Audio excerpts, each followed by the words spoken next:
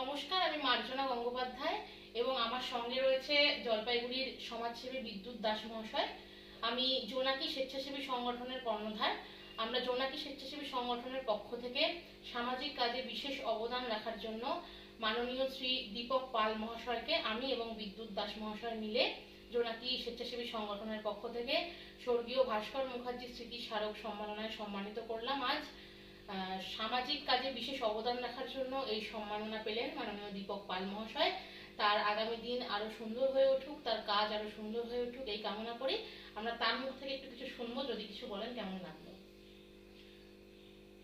বলতে খুব ভালো লাগলো যে আজকে আমাকে উপযুক্ত মনে করে যে আজকে মার্জনা দিয়ে এবং যে বিদ্যুৎ ভাই আমাকে উত্তরীয় করে এবং একটা স্মারক তুলে দিল, খুব ভালো লাগলো। Thank you. এবং বিদ্যুৎ দাসকে অনেক ধন্যবাদ এই কাজে আমাকে ওতপ্রোতভাবে সহযোগিতা করার জন্য।